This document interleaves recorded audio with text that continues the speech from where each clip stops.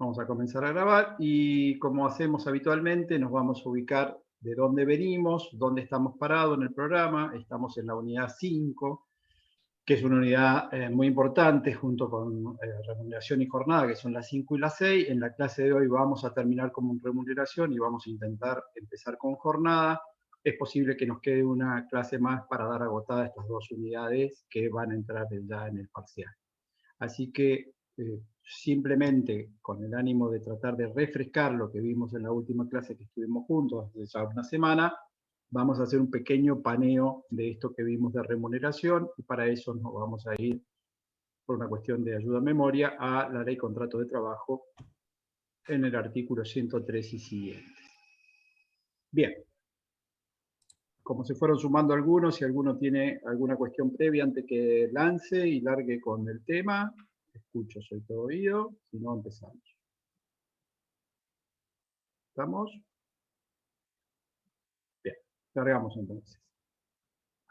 Habíamos dicho ya que el concepto de remuneración es el que surge del artículo 103 de la Ley de Contrato de Trabajo, concepto que tiene una primera definición amplia, que entiende como remuneración la contraprestación nacida de la existencia del contrato de trabajo, y también un segundo párrafo que todos un poco lo que pudimos sacar o concluir sin necesidad de tanto fundamento técnico, que es que en nuestro país la remuneración se devenga cuando se pone a disposición la fuerza laboral en beneficio del empleador. Esta distinción tiene alguna característica sustancial. ¿Por qué? Porque para el derecho argentino no se requiere la efectiva materialización o ejecución de la tarea o la obra, sino que basta con la puesta a disposición de la fuerza de trabajo.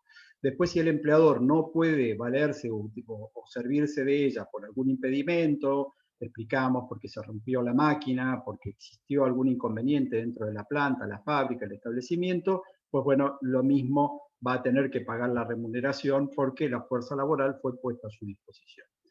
Este concepto, que parece ser un concepto claro, que no admite así a simple vista mayor objeción, ya vimos que sí tiene algunos inconvenientes, no solo a la luz de la propia Ley Contrato de Trabajo, con el artículo 103 bis y con el artículo 105, sino que lo que vamos a profundizar un poco hoy, a la luz de lo que ha venido entendiendo la jurisprudencia de la Corte Suprema de Justicia de la Nación, aplicando los tratados internacionales y las disposiciones de OIT en el sentido del concepto de remuneración. ¿Por qué? Porque la Corte viene sosteniendo ya desde el año 2009, en la causa Pérez Condisco, que es una de las primeras causas pioneras en este sentido, que debe entenderse como remuneración toda contraprestación que el trabajador reciba como consecuencia de la existencia del contrato de trabajo. Por lo tanto, todo aquello que el empleador deba pagar, para la Corte en un sentido amplio, y vamos a ir luego desgranándolo en la interpretación de las disposiciones internacionales, entiende que esa contraprestación que se recibe siempre tiene un origen remuneratorio.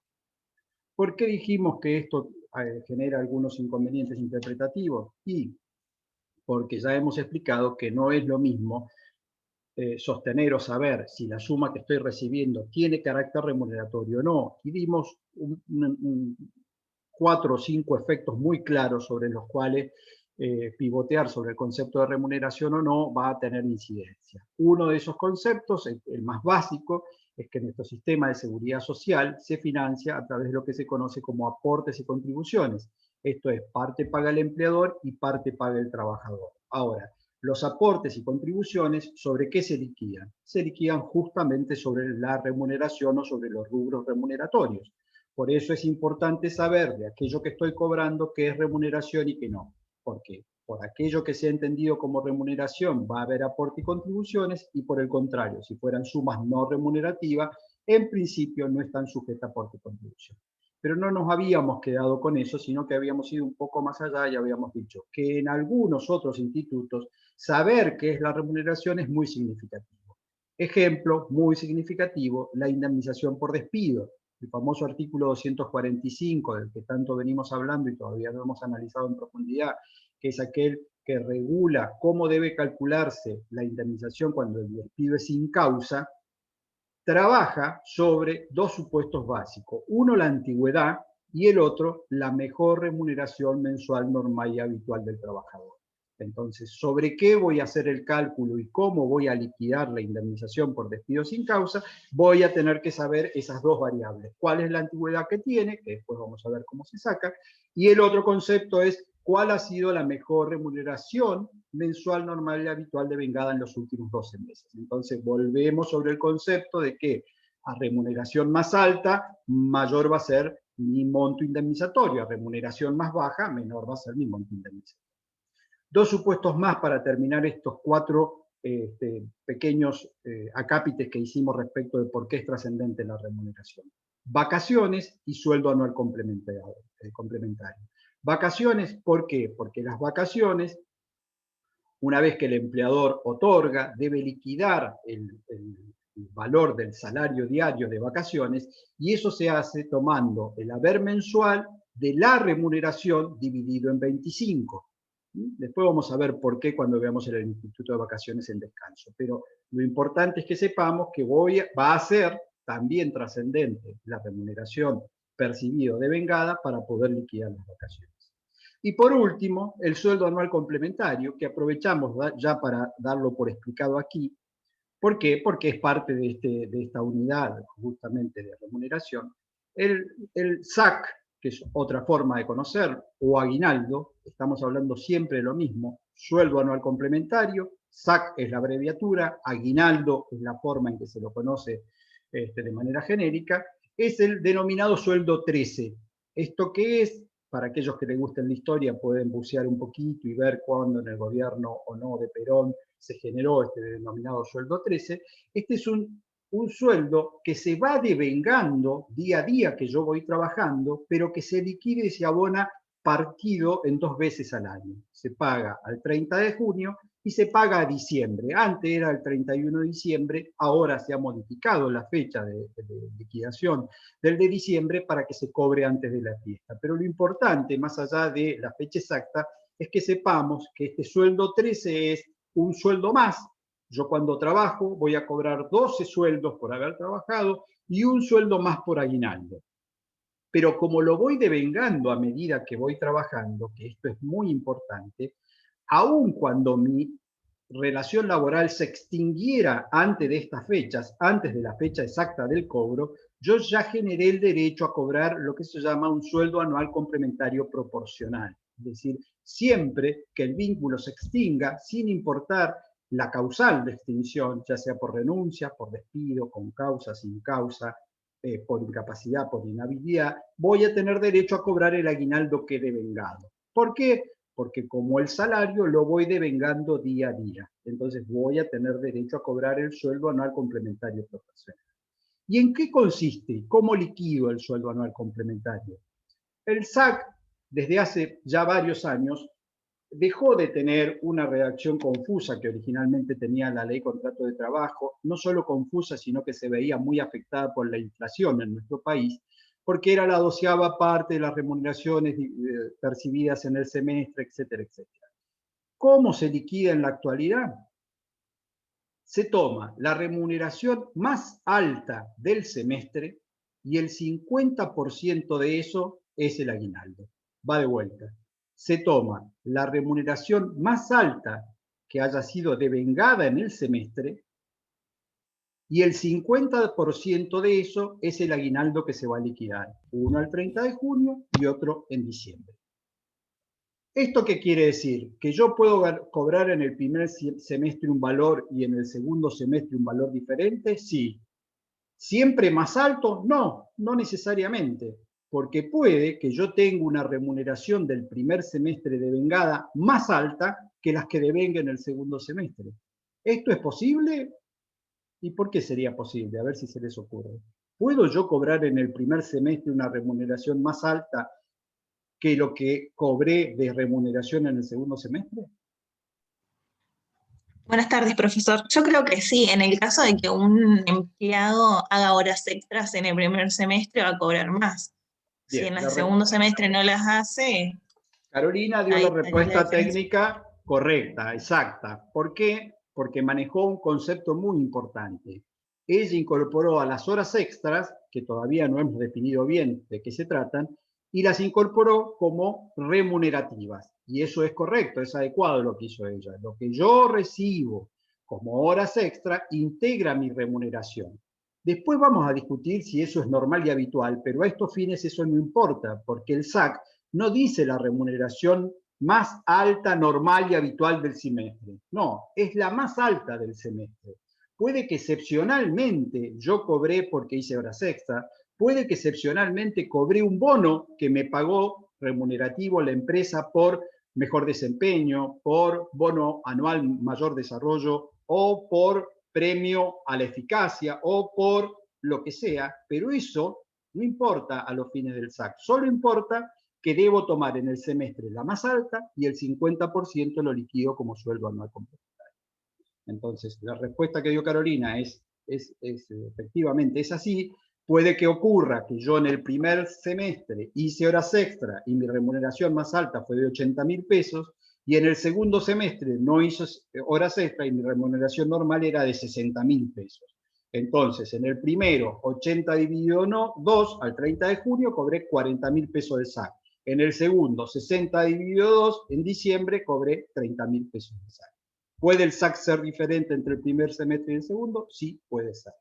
¿Puede ser inferior del segundo al primero? Sí, puede serlo. ¿Por qué explico esto? Porque a veces genera ruido con un concepto que tenemos bastante afiatado de que la remuneración no puede ser afectada ni puede ser disminuida. Y aquí no estoy disminuyendo la remuneración, sino que estoy tomando una base de cálculo diferente. Y como mi remuneración en el año puede variar por distintas circunstancias, puede que en el segundo semestre esa remuneración que yo tome a los fines de poder liquidar el sueldo anual complementario sea menor que la del primer semestre. Esa es la única explicación por lo que se puede dar. Entonces, ¿por qué ya estamos un poco metiéndonos adentro de otros institutos de remuneración, como el sueldo anual complementario, pero ya que valía la pena explicarlo en este momento? Entonces, es trascendente saber cuáles son las sumas remunerativas, entre otras cosas, porque van a afectar mi SAC. ¿Mm? Lo que dimos en la clase pasada, que hoy no lo vamos a reiterar pormenorizadamente porque sería llevar toda la clase de nuevo, es por qué ocurre que existen, o si pueden existir, mejor dicho, sumas no remunerativas. Y la verdad que esto genera una complejidad a la hora de estudiar por parte de ustedes, porque yo les acabo de definir remuneración en el 103, les acabo de decir que todo lo que se recibe como consecuencia de la contraprestación de la relación laboral es remunerativo, y a cartón seguido hay un artículo 103 bis que lo que hace es definir los beneficios sociales que son sumas no remunerativas. Entonces la pregunta puede ser, che, ¿qué quedamos? ¿Todo es remuneración o hay cosas que no son remuneración? Bueno, el legislador ha exceptuado algunos supuestos y algunos han sido considerados válidos y otros han sido considerados inconstitucionales por la Corte. Expliqué la clase pasada, y ahora vamos a focalizarnos un poquito más ahí, que justamente este artículo 103 bis, en su primer inciso, contempla el supuesto que dio inicio a los beneficios sociales en la jurisprudencia, que son los famosos servicios de comedor de empresa. El comedor de empresa fue la discusión que dio a un viejo fallo plenario que por mayoría determinó que este comedor como tal no era remunerativo, porque era algo que voluntariamente el empleador daba y que contribuía a la salud psicofísica del trabajador, porque no tenía que salir o no tenía que irse y comer en otro lugar, sino que lo podía hacer en la misma empresa, actividad que en las industrias se suele dar mucho cuando tienen turnos rotativos. Entonces, el comedor de empresa es el beneficio social que dio origen a esta norma posterior. Ahora, también existieron dos incisos, el inciso B y el C, que como verán están derogados. Estos son los famosos incisos de los tickets canasta y los tickets o los vales de transporte. Ambos, los expliqué en su momento, fueron muy cuestionados en los 90 porque era una forma en que los empleadores tenían de financiarse sin incrementar la remuneración, dando sumas que eran beneficios sociales, que eran los famosos tickets, que lo que hacían era disminuir sus aportes y contribuciones. O sea, el empleador sobre esos valores tenía una contribución muy básica y por lo tanto el costo laboral era menor. Estos supuestos fueron declarados inconstitucionales por la Corte en la causa Pérez Condisco. Es la primera causa, es la causa del 2010, vamos a ver si la tengo aquí a mano. Les aclaro que toda esta jurisprudencia está en la carpeta que tienen ustedes de remuneración en PEDCO, así que si quieren la buscan en otro lado, pero tienen un acceso bastante fácil ahí, perdón, 2009.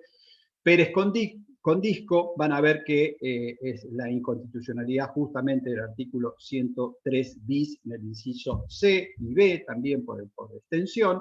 Y aquí, más allá de que estos incisos luego fueron derogados, como están ahí, en el medio de la derogación ya habían declaraciones inconstitucionales y la Corte llegó a convalidar las declaraciones que venía sosteniendo la Cámara Nacional de Apelaciones del Trabajo, y esta es la primera sentencia donde la Corte fija un criterio bastante sólido sobre lo que debe entenderse por remuneración.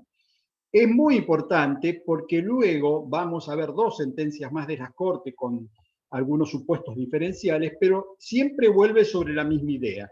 ¿Qué se entiende y cómo se interpreta el convenio 95 de OIT en el sentido de que la remuneración es toda contraprestación que el trabajador recibe como consecuencia de la existencia del contrato de trabajo? Es decir, lo mismo que el artículo 103 de la ley contrato dice. Por lo tanto, la aplicación de qué sumas son no remunerativas es sumamente restrictiva. Tan restrictiva es que, si ustedes me apuran un poco, les diría que hoy debe válidamente podríamos entender como no remunerativo solo a lo que se denominan asignaciones familiares. Las asignaciones familiares son prestaciones directas de seguridad social que determinados trabajadores, en función de sus ingresos y en función de las contingencias con las que viven, tienen derecho a cobrar.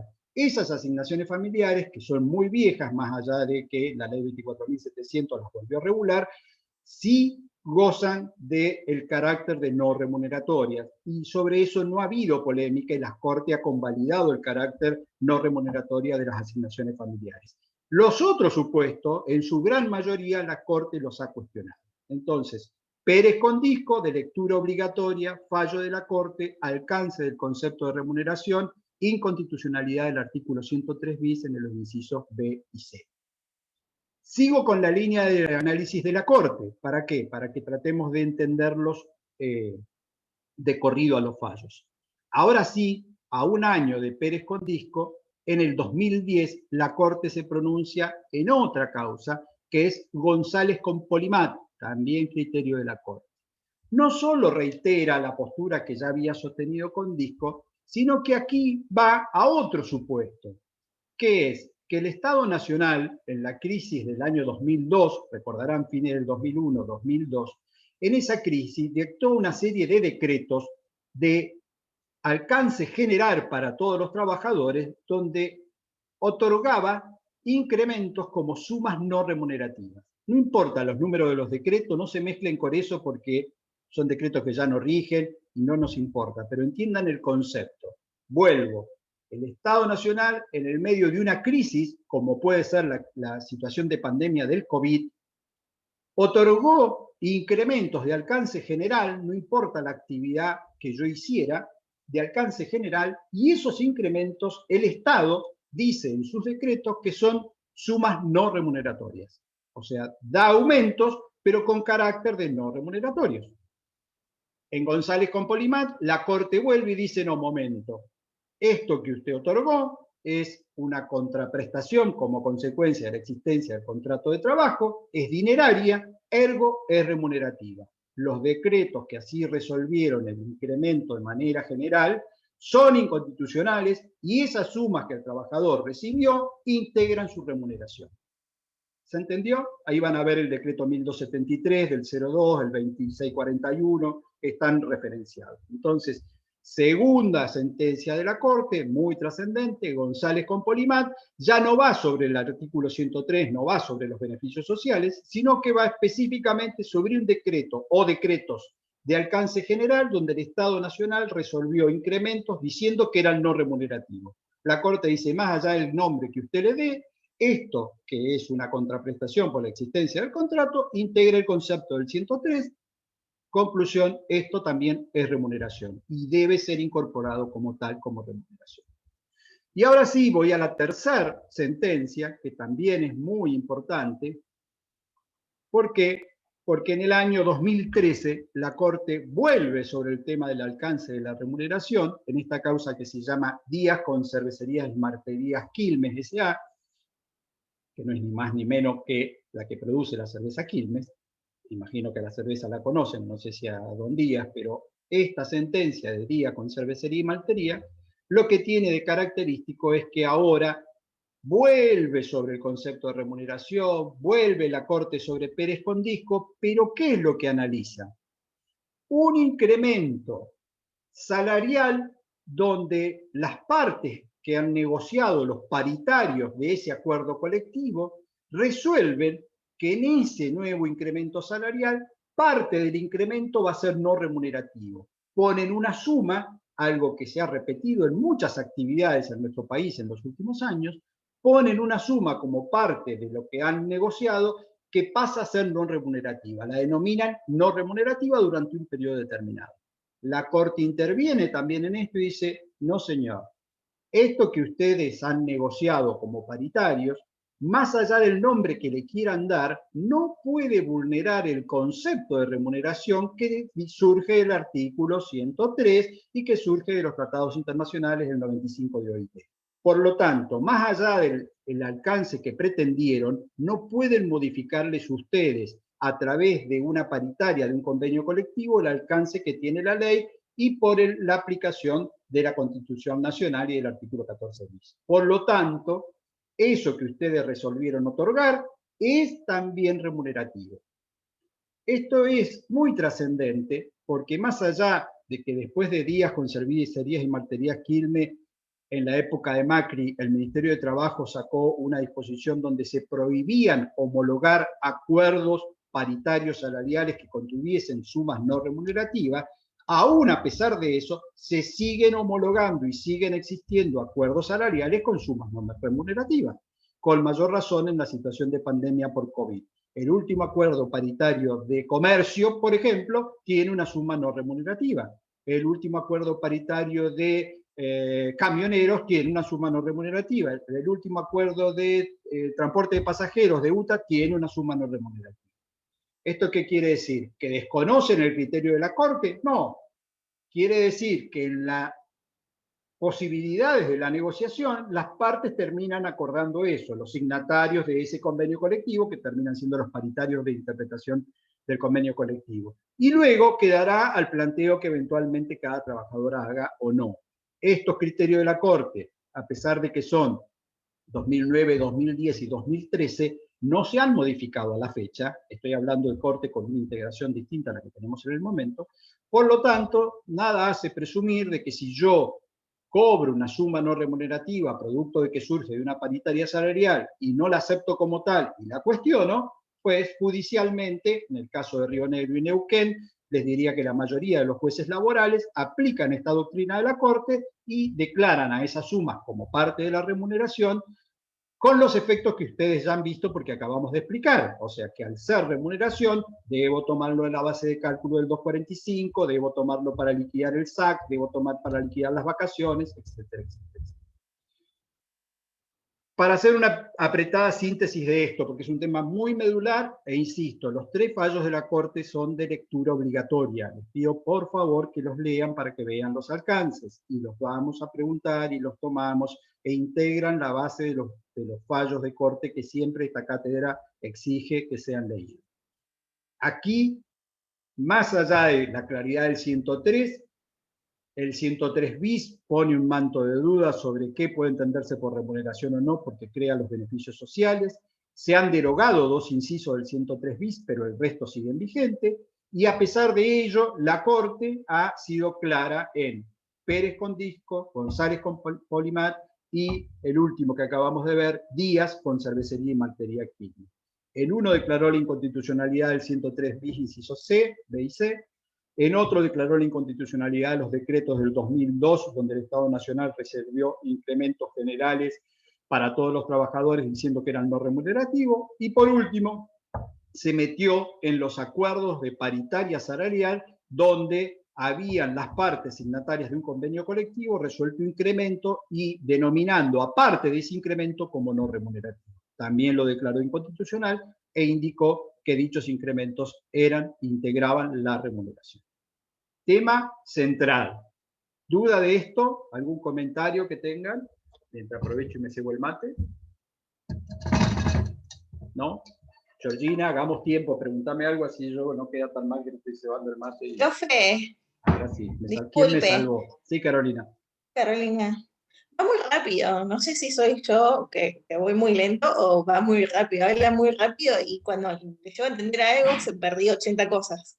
Bien, Así que sí, por gracias favor Carolina. puede ir. Voy a ir más lento y de esto que acabo de decir, más allá que lo dije creo con una segunda vez de síntesis, ¿necesitas que lo dé de nuevo? Una consulta. No te escuché, perdón Diego, no te escuché Carolina, ¿necesitas que lo dé de nuevo a este tema? No, profesor, está bien. Bien, no tengo problema, lo vuelvo si quieren a dar. Sí, Diego. No, que llama la atención que a pesar de estos fallos se sigan dando estos incrementos no remunerativos. ¿A qué se debe? Y también el reclamo debe hacerse de manera colectiva o puede hacerse de manera personal, del trabajador, Normal, ¿no? sí, te entiendo. Se da por cómo se impone la realidad en nuestro país. Cuando se dan en incrementos salariales de paritarias, lo que te dicen las partes signatarias de la paritaria, tanto la asociación sindical como la Cámara Empresarial, que eso es lo que pueden lograr. Que como no pueden lograr incrementos más grandes, prefieren hacer tramos no remunerativos. Y lo que ocurre, Diego, en la práctica es que, por ejemplo, el comercio, vos aplicás una suma no remunerativa escalonada, suponete de octubre a diciembre, y a partir del año que viene se incorpora como remuneración. O sea, tiene un tránsito no remunerativo y después por convenio pasa a ser remunerativo. Eso con un objetivo básico que es disminuir las cargas que son los aportes y las contribuciones, y lo que se denomina o mal denomina el costo salarial del empresariado. Entonces, si bien la suma se da, no tiene un costo tan directo, tan alto, se habla de que nuestro país tiene un costo laboral que ronda un 40%, entre un 30 y pico y un 40%, por lo que el empleador debe tributar por sobre lo que es la remuneración tuya de bolsillo. Entonces, eso es lo que en la práctica ocurre, más allá de que las partes son conscientes de que la Corte ha entendido y ha dicho que esos incrementos dados como no remunerativos tienen carácter remunerativo. Lo mismo pasa con el Estado Nacional. En plena pandemia COVID también se resolvió un incremento genérico de 4.000 pesos y también se han resuelto bonos de alcance general como no remunerativos, sabiendo de que ya está declarada la inconstitucionalidad de los decretos del 2002, con lo cual si alguien lo hiciera va a lograr ese resultado. Ahora, ¿la acción es colectiva o la acción es individual? La acción es individual porque hace al salario del trabajador. Y normalmente los sindicatos, como participan de la negociación paritaria y obtienen sumas no remunerativas, no avalan o no están en acciones colectivas para después pretender que se las pases a esas sumas como remunerativas, porque después no firmarían más un convenio con ese alcance porque ningún empleador se lo aceptaría como tal. Entonces, ¿qué ocurre? Para decirlo de manera macro, la cantidad de reclamos que hay a los fines de convertir a esas sumas en remunerativas y que se judicializan son muy inferiores, son muy escasas comparado con la gran masa salarial que hay dando vuelta. Entonces, el propio empleador que sabe que tiene ese riesgo, prefiere asumir ese riesgo porque es una contingencia muy menor en aquellos casos en que termina con algún juicio, respecto del resto que no le reclama y se ahorró los aportes y las contribuciones. Entonces, esa es la gran diferencia, por qué se siguen abonando sumas bajo la denominación no remunerativa cuando en realidad no lo son. Siempre dije, nunca he podido, porque perdí muchos de los recibos, hacer un paneo. Yo hace 31 años ya, en junio, que soy docente. Y yo estoy seguro que si tomo los recibos de mis 31 años de docente, todos deben tener sumas no remunerativas. Es rarísimo que en algún periodo el Estado no nos liquide como suma no remunerativa. es insostenible de que eso tenga el carácter de no remunerativo. Pero, así como yo, cientos de docentes no lo van a reclamar, entonces sigue existiendo. Voy a volver mínimamente a explicar lo que expliqué por esto de la velocidad que Profesor, Carolina ¿le me puedo remarca. hacer una pregunta? La que deseé. ¿El IFE, por ejemplo, entraría dentro de los beneficios sociales no remunerativos? No, en realidad el IFE no se le liquida en principio a los trabajadores. Recordá, Carolina, que nosotros estamos estudiando en esta materia a un grupo determinado de trabajadores. Hemos dicho que estamos estudiando pura y exclusivamente a los trabajadores subordinados, es decir, en relación de dependencia, y que no sean empleados públicos, por el artículo 2. Entonces, el IFE, como una asignación que el Estado ha resuelto y como algunas otras tantas, no son de aplicación a los trabajadores en relación de dependencia en principio. O sea, un trabajador dependiente de una empresa privada no cobra el IFE. El IFE tiene un carácter asistencial, es una asignación que el propio Estado resuelve otorgar, pero no en tu carácter de trabajador dependiente. Gracias, profesor. Bien. Para tratar de retomar y reencauzar con un poquito más de lentitud o con alguna pausa esto que expliqué, lo que ya vi del 103 clase anterior, 103 bis clase anterior, solo agregué en la clase de hoy el juego de los 3 fallos de la Corte. ¿Sí? Pérez Condisco lo habíamos comentado, aquí lo hemos puntualizado un poquito más para que no queden dudas, es la piedra basal donde la Corte funda que debe entenderse por remuneración, por eso es trascendente, porque van a encontrar que en González con Polimat y en Díaz con Cervecería Quilme hay una remisión permanente a lo sostenido en Pérez con Quilme, perdona, Pérez con Disco, mezclé un supermercado con una cerveza, pero lo que me interesa es que no solo lean los fundamentos de los fallos de la Corte, sino que entiendan qué se resolvió en cada uno. Entonces volvemos un poquito sobre eso para ver si podemos dejarlo en claro. En el de Pérez Condisco se resolvió la inconstitucionalidad del artículo 103 bis en el inciso C y en el B también, que eran los famosos ticket canasta y los de transporte. Esos dos incisos están derogados, mejor dicho, a la época del pronunciamiento de la Corte ya habían sido derogados por ley. Lo que pasa es que la discusión era una discusión de jurisprudencia bastante vieja que se venía sosteniendo en el tiempo. Como el Estado Nacional sabía del criterio de la jurisprudencia, lo que hizo fue directamente derogarlos y lo van a encontrar derogados aquí y van a ver que por ese mismo la fecha de derogación es del 2007, ley 26341, cuando hemos dicho que la sentencia es del 2009, es decir, que la sentencia se dictó luego de que estos incisos ya fueran derogados, pero había muchas situaciones alcanzadas donde habían cobrado estos tickets canasta y estos tickets de vales de transporte, por lo cual todavía tenía mucha vigencia la trascendencia de que se declarara inconstitucional. Pérez con Disco. González con Polimat, aquí la Corte se mete en otro supuesto, también analizando el alcance de qué debe entenderse por remuneración o no, y este otro supuesto es el Estado Nacional, en la emergencia del año 2002, dicta decretos de incremento de alcance general, y esos incrementos dice que son no remunerativos, es decir, que el Estado, más allá de lo que las partes y las paritarias pudieran resolver, como teníamos la famosa crisis de los presidentes, ustedes lo recordarán, en el 2002, y ahí aparece por primera vez la denominada doble indemnización, que hoy también tenemos vigente. Entre el paquete de medida, los decretos son de incremento de sumas no remunerativas. En la causa González con Polimat, la Corte dice, esos incrementos integran el concepto de remuneración. A la luz del 95, del convenio de OIT, y en lo que ya dije en Pérez con Disco, esto es remuneración, por lo tanto es inconstitucional el decreto en cuanto pretende darle el alcance de suma no remunerativa. Y por último, en el año 2013, estamos en presencia de la última de las 3 sentencias trascendentes de la Corte, donde acá en Cervecerías y Materia Quilmes, Díaz el actor, lo que la Corte investiga es si pueden los signatarios de un convenio colectivo, entiéndase los paritarios, cuando resuelven un incremento salarial, darle a ese incremento salarial alcance de no remunerativo.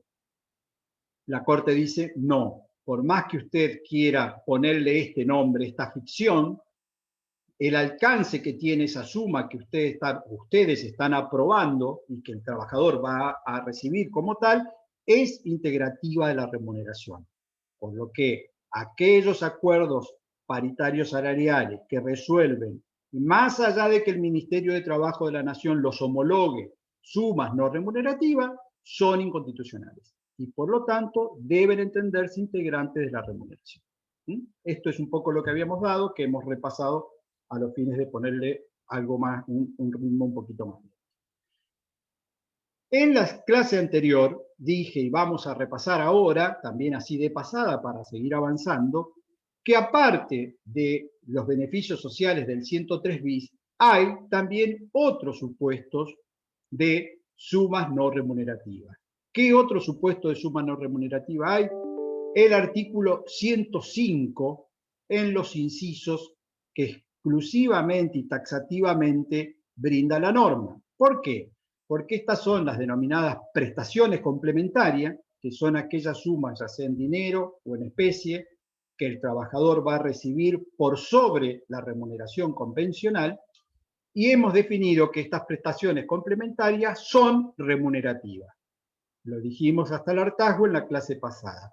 Salvo, pura y exclusivamente, los incisos que están en el 105, que son prestaciones complementarias no remunerativas. Aquí el legislador ha optado y ha elegido darle a estas, solo a estos supuestos de prestaciones complementarias, el alcance de no remunerativos. Cuando explicamos en la clase pasada los incisos, dijimos que aquí lo importante está en el inciso A y en el inciso D. El inciso D, que a su vez tiene dos supuestos vinculados con la vivienda. El A, no voy a reiterarlo, lo di la clase pasada, es el retiro de los socios de sociedad de responsabilidad limitada a cuenta del reparto de dividendos, siempre y cuando estén reflejados en el balance. Sí voy a detenerme en el D, porque por la trascendencia que tiene, quiero volver a hacer hincapié. Aquí, más allá de que el artículo lo da de corrido, estamos en presencia de dos supuestos diferentes. Lo primero que es importante recordar es que, en principio y por definición, la vivienda como tal es remunerativa. Puede ser un pago en especie, puede ser una prestación complementaria, pero por definición la vivienda es remunerativa. Solo voy a poder considerar a la vivienda como no remunerativa si cumple estrictamente con alguno de estos dos supuestos.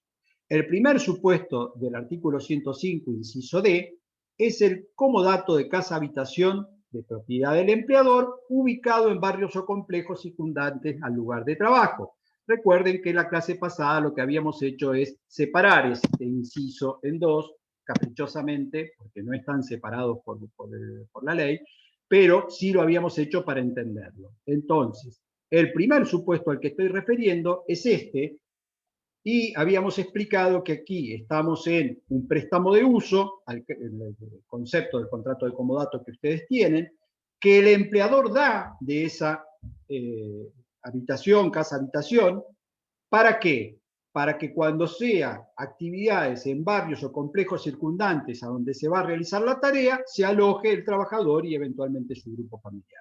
El ejemplo que yo les traje, que es el ejemplo que al menos en nuestra zona teníamos con mayor claridad en los últimos años, son las famosas represas.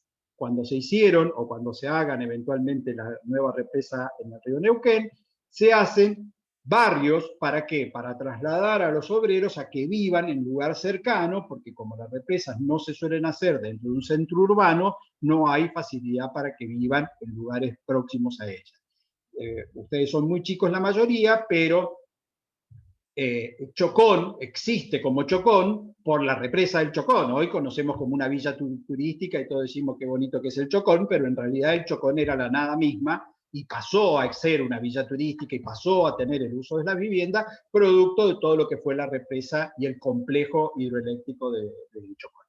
Bueno, ese es el primer supuesto que da el inciso D. cuando hay comodato de casa-habitación en barrios o complejos ubicados en lugares circundantes al lugar de trabajo.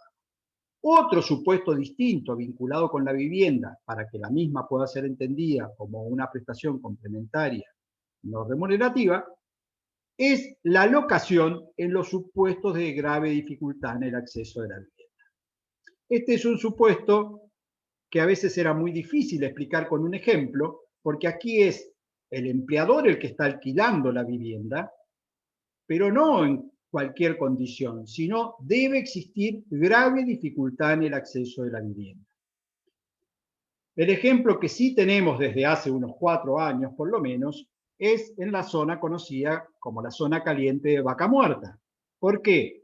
Porque si ustedes pretenden, como trabajadores, conseguir en Añelo un departamento o un bono ambiente, en principio es posible que el propietario no se los quiera alquilar a su sola firma, que pida que sea una empresa la que se lo alquile. Y en segundo orden, que el valor locativo es tan alto que convierte en de grave dificultad de acceso a la vivienda. No sé si alguno tuvo oportunidad de ver, no hace más de una semana, en un diario de tirada nacional, como puede ser La Nación, Clarín o alguno de ellos, se hablaba de que el valor de locación del metro cuadrado de Añelo supera al de Puerto Madero. O sea, es más caro alquilar un departamento o un monoambiente en Añelo que en el propio Puerto Madero, que se entiende que es uno de los lugares más caros de nuestro país, por lo que significa. Entonces, ese sería un caso de excepción donde hay dificultad en el acceso de la vivienda. Sol, me acabas de comer el anteojo que no tengo puesto con el bostezo. Conclusión, es que si voy muy lento a pedido de uno, se me duermen otros, así que voy a ver si encuentro No, el profe, punto de equilibrio. Usted tiene sueños. recién me levanto y todavía no me puedo despertar, no es usted, soy yo. No sos vos, soy yo, eso es así. Conclusión, si nosotros partimos del concepto de que la vivienda es remunerativa, tenemos que saber que hay solo 2 excepciones donde la vivienda puede ser no remunerativa, porque es una prestación complementaria en el 105, excluida del concepto de remuneración, pero para eso tiene que reunir alguno de los 2 requisitos. Esto es, comodato en barrio circundante al lugar donde se va a ejecutar la obra, o locación en el supuesto de dificultad en el acceso a la vivienda. Punto. Ahí termina el supuesto de la vivienda para que tenga el alcance de no remunerativa. ¿Entendido? Esto era reforzar lo que ya vimos en la clase pasada, que integra todo el paquete de estas excepciones y de estas reglas tan poco a veces razonables dentro de la ley contrato de trabajo, donde define un concepto parece sólido de remuneración, pero después rápidamente dice, pero hay beneficios sociales, que son de prestaciones de naturaleza de la seguridad social y son no remunerativos, y hay prestaciones complementarias que son remunerativas, menos estas, que yo como legislador digo que son no remunerativas. Entonces, ojo con esto porque es importante que lo visualicen y que lo entiendan cuando lo estudien, porque si no les va a costar comprenderlo, digamos, por qué es que tiene este alcance. Ahora, ¿alguna duda respecto de esto, antes de avanzar? Disculpe, profesor, ¿la enumeración de los beneficios sociales es enumerativa o es taxativa? No es taxativa, está bien, Natalia. El 103 bis permite que puedan existir otros beneficios sociales en la medida que cumpla con los requisitos del párrafo primero, que sean de naturaleza de seguridad social, que no sean sustituibles en dinero y que no sean obligatorios, obviamente. Puede existir otros beneficios sociales. ¿Podría el empleador otorgar un beneficio por sobre esta que acabamos de poner y que no estén ahí enumerados y tengan el alcance de beneficio social? Lo que no vamos a poder es crear otra prestación complementaria que sea no remunerativa, porque ahí sí, en el 105 es taxativo. Las prestaciones complementarias del 105 son taxativas. ¿Alguna otra pregunta? ¿No? ¿Avanzamos? Vamos a avanzar ahora con algún poquito más de dinámica, porque voy a ir haciendo paneo de temas que están vinculados con la remuneración, pero que no tienen mayor complejidad, salvo que yo me detenga a un análisis más de fondo, pero es necesario irlos pasando. Como por ejemplo, ¿de qué forma se puede convenir la remuneración? todos tenemos en la cabeza que la remuneración es aquello que cobro al final del mes. Eso es una remuneración mensualizada, o sea, yo puedo cobrar en forma mensual, pero también puedo cobrar en forma quincenal. ¿Por qué? Hay actividades donde es muy típico el pago de la quincena. Por ejemplo, los trabajadores de la construcción. Eso es la forma en que se va a proceder a liquidar la remuneración. Ahora, normalmente, cuando hablamos de remuneración, entendemos qué es lo que yo voy a cobrar por trabajar todo el mes. Pero también puede existir una forma de liquidar la remuneración que sea por jornal. ¿Qué es esto? Solo por el jornal trabajado. Si hacen un poco de memoria, cuando vimos la modalidad de temporada, yo les conté que en el empaque de fruta, una cosa es trabajar en la temporada propiamente dicha de empaque, donde yo cobro mensualizado, y otra en la postemporada, donde yo cobro jornalizado. ¿Por qué en la postemporada cobro jornalizado? Porque solo cobro por el día que trabajo, es decir, me liquidan el jornal. ¿De acuerdo con eso? Esto ya lo hemos explicado cuando vimos modalidad de temporada. Ahora, también hay otras formas de convenir que no sea solo por la remuneración mensual. También puedo convenir la remuneración por lo que se denomina por tanto o a destajo. ¿Han escuchado esta denominación? ¿Alguien sabe lo que es la remuneración a destajo? Sol pone cara de ni lo he escuchado, ni me interesaría escucharlo, no es algo que me vaya a conmover la vida, el destajo como tal. No, Me mi tiene cara sin fue, no lo cuidado, escuché. No no ponga escuché, no me palabras en mi cara. interesa, nunca pienso cobrar a destajo. ¿Nadie sabe? ¿Nadie escuchó? Bien. Yo les cuento algo y ustedes me dicen si alguna vez se les ocurrió que eso podía ser.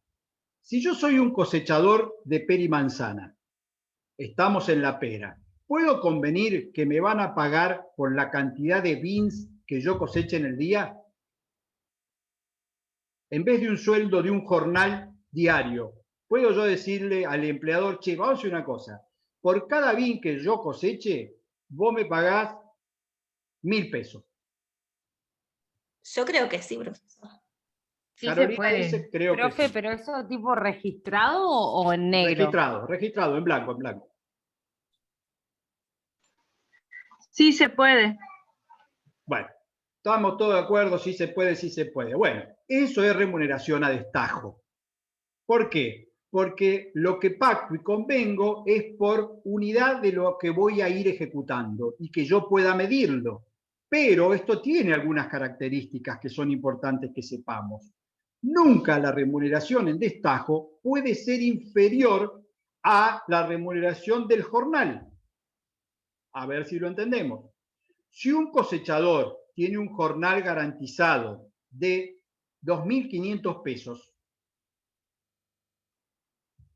y yo pacto a destajo 1.000 pesos por bin y hago solo 2 bin, va de vuelta porque ya cuando empecé a hablar del número la mayoría puso cara que rompedera, o le va a darnos una cuenta. No es que le voy a dar una cuenta, es para que lo entiendan. A ver, vamos de vuelta. El jornal del cosechador, 2.500 pesos, eso dice la escala salarial. Si usted cosecha pera, cobrará 2.500 pesos por mes. Estoy poniendo un valor hipotético. Pero este cosechador acuerda con su empleador, yo no quiero cobrar por jornal, yo quiero cobrar a destajo. Ok, ¿cuánto? 1.000 pesos el bin. Perfecto. Empieza a trabajar, primer día, ¿cuántos bin hace? 2. ¿Cuánto cobra? ¿2.000 o 2.500? 2.500. 2000. ¿Por qué 2.000, Carolina? No, tiene razón, Sol. 2.500 Porque no puede ser No te menor al entregues no jornal. puede tan ser menor fácil, a la Carolina. remuneración del jornal. La vida nuestra como abogado es de discutir y porfiar. No te entregues tan fácil. Tiene razón Sol, se avino. No, porque me confundí. Sí, porque no tomaste el concepto que acababa yo de decir, que era, nunca puede ser inferior al jornal. Ahora, si en vez de hacer 2 bin, el tipo hace 5, ¿cuánto cobra? ¿2.500 o 5.000? 5.000, Y porque 5.000. obviamente cobra en base a lo que pactó. Por eso es que cuando se pacta remuneración a destajo, debe ser la misma convenida en base a lo que yo voy a producir a un ritmo normal de tareas. ¿Por qué? Porque si no, cumplo con el objetivo del destajo, voy a cobrar siempre el mínimo. Y al empleador tampoco le sirve. ¿Por qué pactaría a destajo un empleador? ¿Por qué un empleador pagaría 5 en vez de 2.500? ¿Se les ocurre? El ejemplo que puse no es caprichoso, porque en la cosecha... Sería más rápido. Sí, Porque claro, iría más yo rápido. mientras antes levante la fruta, menos riesgo tengo de que me agarre la piedra, de que se me pase de presión, de que no la puedo subir al barco, de que no la puedo exportar, de que no la puedo comercializar. Perdón que voy muy rápido. En definitiva, yo necesito sacarla antes. Entonces, me es más conveniente pagar un mayor monto diario, pero obtener un mayor resultado. Por eso es que el destajo funciona en la medida que haya un equilibrio. Si el trabajador no alcanza nunca los 2 bienes y medio, no hay destajo y a él no le sirve. Ahora, si lo alcanza y lo supera, tiene un atractivo y por eso es que va a querer esforzarse más en la jornada para obtener una remuneración mayor. ¿Esto es válido? Sí, es válido. Lo que no es válido... Perdón, Diego, ¿cómo? ¿En galpones también se pacta por caja embalada? En realidad, no. En realidad, el 176 prohíbe el destajo por producción de caja embalada, pero lo que hay es un adicional por productividad, que sí se toma en cuenta la cantidad que se embala. Entonces, voy a explicarle esto, le voy a explicar esto a Diego y a todos, porque es importante, tiene que ver con el convenio que ya vimos de empaque de fruta fresca. El convenio dice que no se puede convenir la remuneración a destajo. Por lo tanto, todos los trabajadores de empaque de la fruta cobran los básicos que dicen los convenios colectivos, sin importar la cantidad de bultos que hagan. Pero hace años, del 90 estoy hablando en adelante, que se agregó un adicional por productividad, que se conviene libremente en cada uno de los galpones de empaque en cada establecimiento.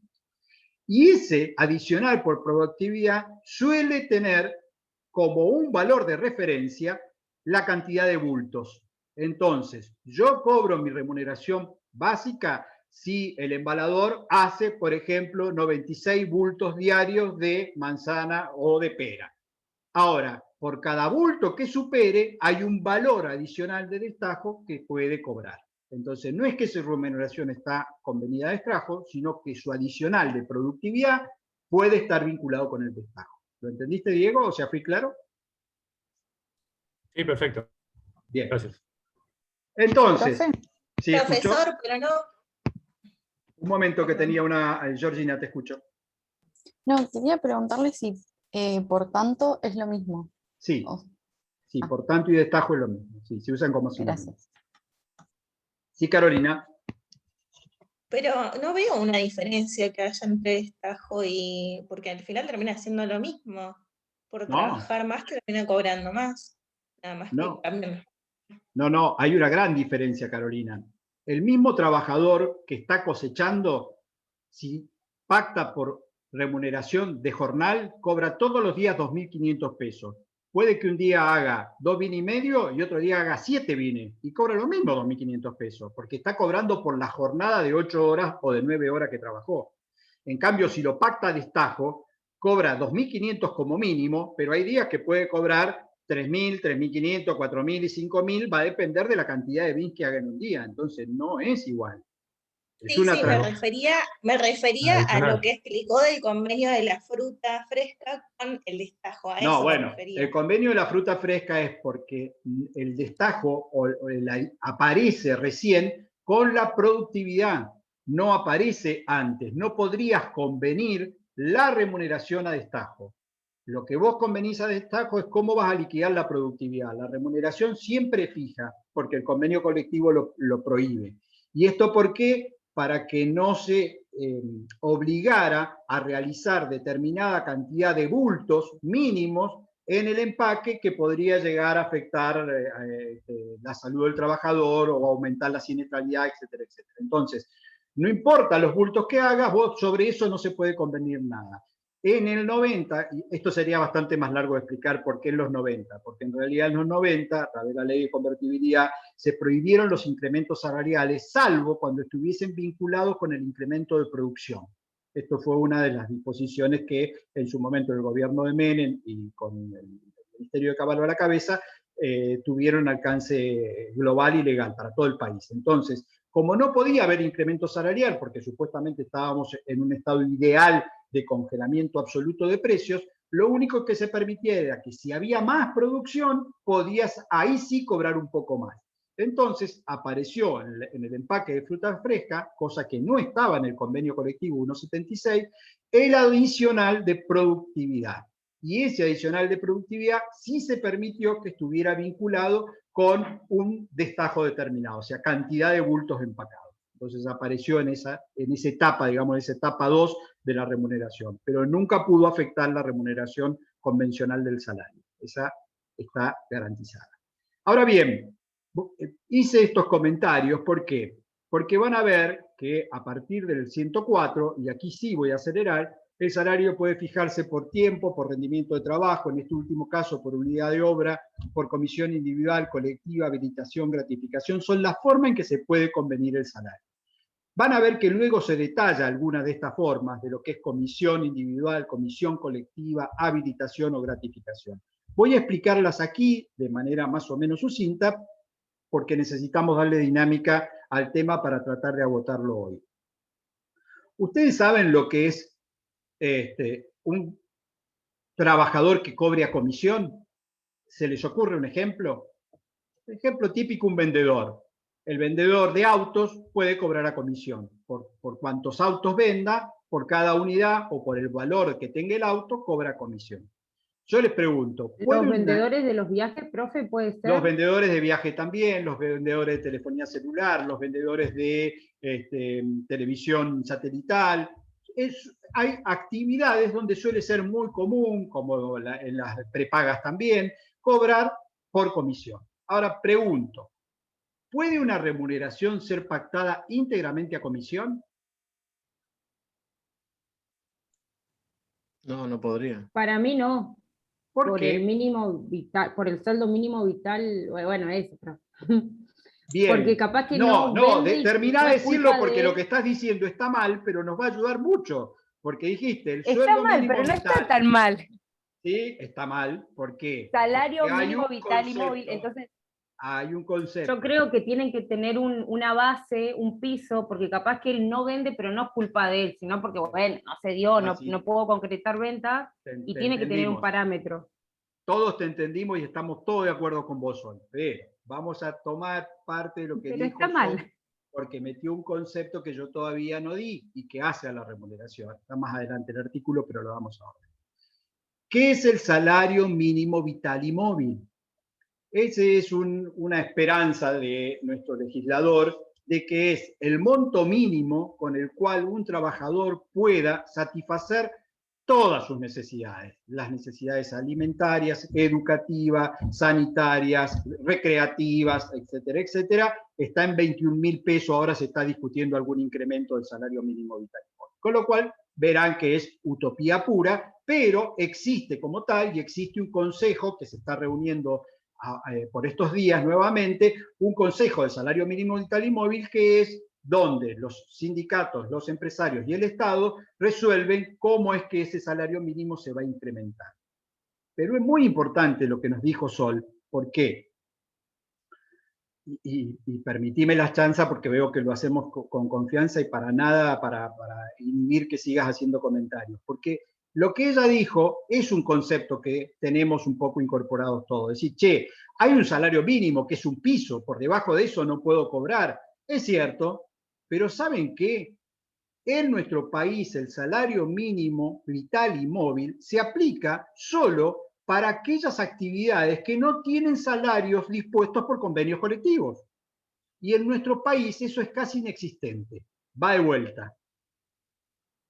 En nuestro país el salario mínimo vital y móvil es un valor piso referencia que solo puede utilizarse si yo no tengo una escala salarial que esté aprobada dentro del marco del convenio colectivo. Es decir, que yo estoy por fuera de todas las actividades convencionadas en nuestro país. Acabo de decir que está en 21 y pico. Si yo soy un empleado de comercio, cuya remuneración convencional en la categoría más baja es de 45.000 pesos, ¿qué es lo más bajo que puedo cobrar? ¿45 o 21? 45. ¿Por qué? Porque mi mínimo no es el salario mínimo vital y móvil. Mi mínimo es el mínimo de mi convenio colectivo. Esto, y que me vino extraordinario que Sol lo pusiera, y yo le entendí la idea, ella dijo, che, hay un piso. Claro, el piso existe, pero el piso no es el salario mínimo vital y móvil. Es de excepción eso. Y esto es muy diferente, sin ir más lejos, a nuestros vecinos de Chile. ¿Por qué? Porque en la mayoría de los países latinoamericanos el salario mínimo vital y móvil es un valor de referencia porque las actividades no tienen paritarias salariales de convenios colectivos. Entonces, lo que rige como piso es el salario mínimo vital y móvil. Por eso no es comparable cuando van a leer algunas estadísticas que dicen, en Argentina, un trabajador que cobra un salario mínimo vital y móvil de 21.000 pesos dividido el dólar en tanto, cobra tantos dólares, entonces cobra menos que un trabajador de Colombia, de Perú. Eso está mal. ¿Por qué? Porque el salario mínimo vital y móvil casi no tiene alcance en nuestro país. Virtualmente no hay trabajadores alcanzados por el salario mínimo vital y móvil. Sí, Georgina, perdón. No, quería preguntarle si eso es o tiene relación con lo que se le dice el básico de cada trabajador. No. Está bien, ahí explico. A ver, cuando se dice el básico, es la remuneración básica para la categoría y el convenio colectivo al que vos pertenezcas. Acá lo que yo estoy tratando de explicarles y veo que les está costando como visualizarlo o entenderlo por el momento que están en la materia, es que la mayoría de los trabajadores dependientes, que son los que estamos estudiando, de nuestro país, su actividad está alcanzada por un convenio colectivo. Y si la actividad está alcanzada por un convenio colectivo, su escala salarial surge de la negociación paritaria que tiene esa asociación sindical con esa cámara de empresarios, que son los que regulan la remuneración. Díganme cualquier actividad que a ustedes se les ocurra, cualquiera, y va a ser muy difícil que yo les diga, ah, no, esa no tiene, porque la mayoría de las actividades o están alcanzadas dentro de un convenio colectivo ómnibus, como el de comercio, porque es el más numeroso de los trabajadores que comprenden nuestro país el de comercio, porque todas las actividades, en principio, eran trabajadores de comercio. Ejemplo, un trabajador de estaciones de servicio. ¿A dónde pertenecía? Al convenio de comercio. ¿Hasta cuándo? Hasta que se formó el sindicato de empleados de estaciones de servicio y generó un convenio colectivo con los empresarios de estaciones de servicio. Entonces, se fueron de comercio y pasaron a tener su convenio colectivo propio. Y así como eso, muchas actividades. Entonces, es casi, no imposible, pero muy difícil que en nuestro país una actividad no tenga una escala salarial que surja un convenio colectivo. Por supuesto, ninguna escala salarial podría estar por debajo del salario mínimo vital y móvil. Como dijo Sol, hay un piso, pero el piso no es el del salario mínimo, el piso es el del convenio colectivo. El básico al que hace referencia Georgina es el básico que me va a corresponder a mí en función de mi categoría y mi antigüedad dentro de ese convenio colectivo. Puedo ser chofer de colectivo, empleado de un corralón, trabajador de una siderúrgica, trabajador rural, todos voy a tener una escala salarial en principio que va a regir mi actividad. Y todas esas escalas salariales están por arriba de los 21.000 pesos del salario mínimo vital y móvil. Ahora bien, retomemos un poco de dónde venimos. La pregunta era, ¿puedo pactar que voy a cobrar solo a comisión? Sol dijo no, Georgina dijo no, todos pusieron con la cara no. Yo digo sí, sí se puede. Sí puedo pactar que voy a cobrar todo a comisión. Pero ¿cuál es el tema? Que lo que yo cobre nunca va a poder ser inferior a la remuneración que me corresponde para mi categoría por convenio colectivo. Entonces, si como ya estaba especulando Sol, suponete que no hizo ventas, que hay toda una situación de caída del consumo por producto del COVID, y el tipo que tenía por venta de autos tal comisión, en vez de vender 20 autos al mes como vendía, vende 2. ¿Qué cobra? ¿Solo las comisiones de 2? No, cobra el mínimo para su categoría. Entonces, no es que yo no pueda pactar una remuneración íntegramente a comisión. Lo que no puedo es dejar de respetar el mínimo que me va a corresponder para la categoría de acuerdo a la remuneración del convenio colectivo. Ese es el piso, al que hizo referencia Sol. El piso está en que, en función de mi actividad en mi categoría, hay una remuneración por debajo de la cual yo nunca puedo cobrar. Por arriba de esa, sí. Entonces, ¿cómo es que se pactan normalmente las remuneraciones a comisión? Se pacta. Tantas ventas integran el básico que dijo Georgina, es decir, integran mi mínimo por convenio colectivo. Por sobre esas ventas empiezo a comisionar.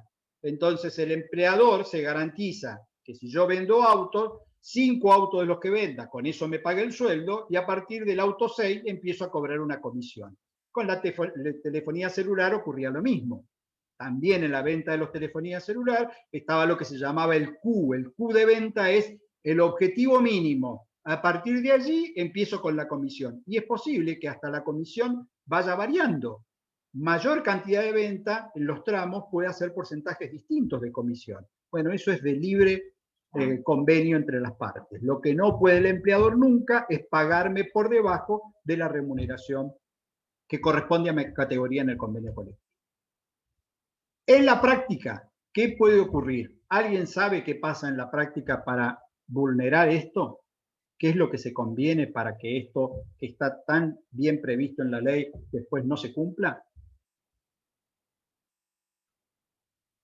En la práctica, muchas actividades se convienen como a tiempo parcial cuando en realidad lo son a jornada completa. Entonces, si yo lo combino, lo acuerdo a tiempo parcial, recuerdan, 92 ter, menos de las 2/3 partes de la jornada del establecimiento. Si yo lo acuerdo a tiempo parcial, mi básico, como dijo Georgina, se achica. Lo pongo en ejemplo para ver si se entiende.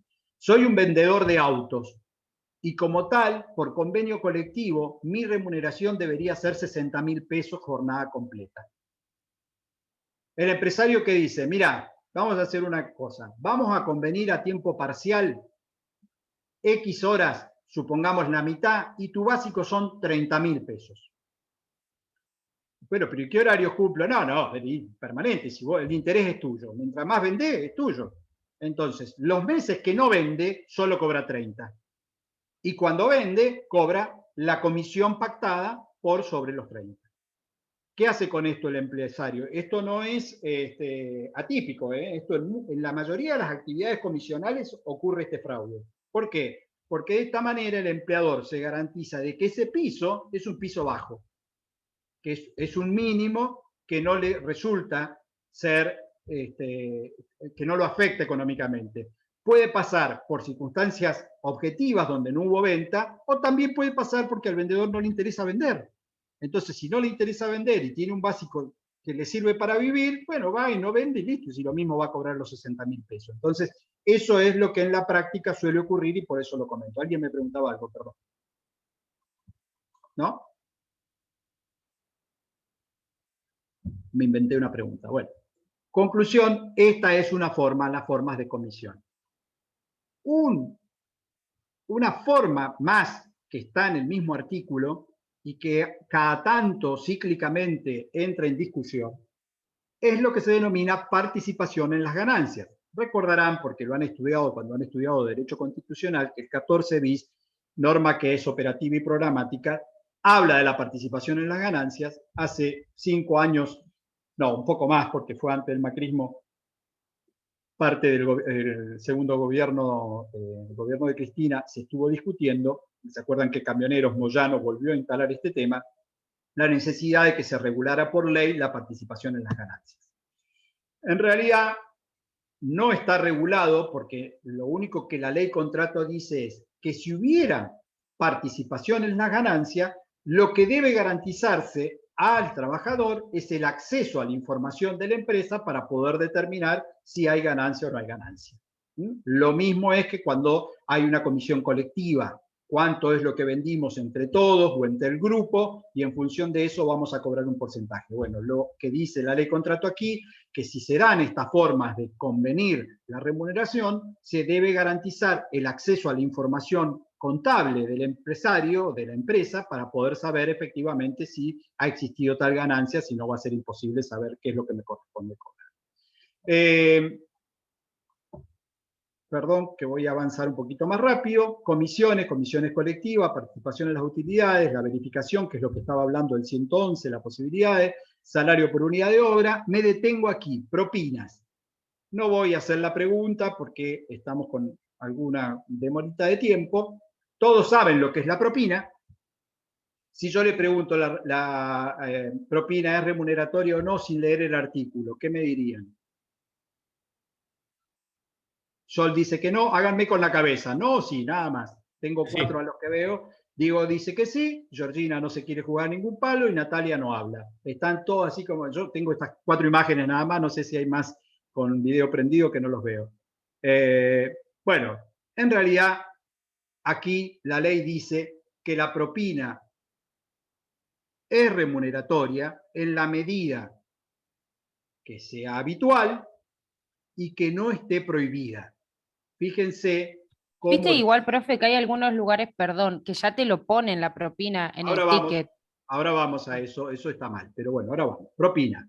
Cuando el trabajador, con motivo del trabajo que preste, tuviese oportunidad de obtener beneficios o ganancias, los ingresos en conceptos de propinas o recompensa serán considerados formando parte de la remuneración si revistieran el carácter de habituales y no estuvieran prohibidas. Es decir, que para que la propina pueda ser entendida como remuneración, tiene que revestir estas dos características, ser habitual y no estar prohibida.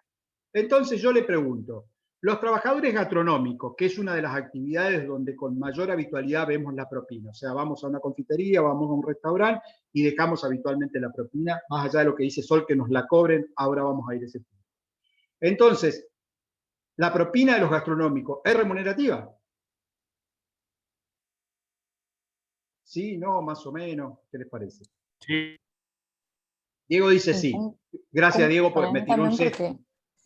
Sí, profe, porque no está prohibida. ¿Por qué, Carolina, no está prohibida? Que usted está en un día muy participativo. ¿De dónde sacó que no está prohibida? Usted maneja el convenio colectivo gastronómico, me imagino. A ver, cuénteme. No, profesor, pero casi siempre que vas a una confitería dejas propina. O sea, si tuviera... Claro. Eso quiere decir que es habitual. Claro, en la práctica es diferente. Bien, bueno, ahí va el cuento, porque esto de la pregunta era obviamente con trampa, porque encierra algo que ustedes, salvo que hubieran leído, no van a conocer. ¿Qué ocurre con gastronómicos? Existía un viejo laudo gastronómico donde la propina era remuneratoria, esto estoy hablando de los años 70. Pero el convenio colectivo de gastronómico que se hizo con la ley ya vigente, dice que la propina para el trabajador gastronómico está prohibida, punto. Pero que la percepción de la misma nunca será pasible de sanción disciplinaria alguna por parte del empleador.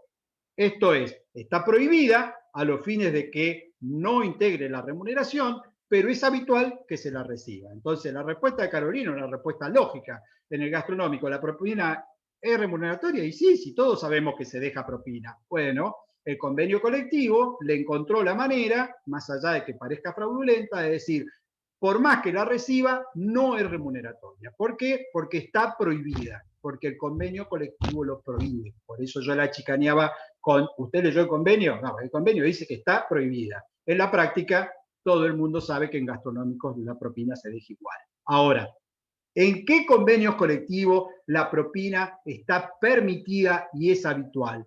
En los de juegos de azar. La propina en los casinos, cuando ustedes, si han ido al casino, habrán escuchado caja de empleados gracia, los casinos sí tienen en el convenio colectivo de juegos de azar, que hay más de uno, está reglamentada y por lo tanto la propina está permitida, es habitual y es remuneratoria. Al ser remuneratoria, debe liquidarse en recibo de sueldo, sujeta a aporte y contribuciones y todos los efectos que ya hemos visto. Entonces, ahí aclaramos qué tiene de característica la propina para que revista el carácter de remuneratorio. La determinación de la remuneración... ¿Alguien iba a preguntar algo, perdón? Bueno, la presunción de onerosidad ya la han visto, la determinación por los jueces en caso de que no hubiese remuneración convenida, salario mínimo vital y móvil lo hemos visto, Y ahora quiero ir a la inembargabilidad, el 120, perdón.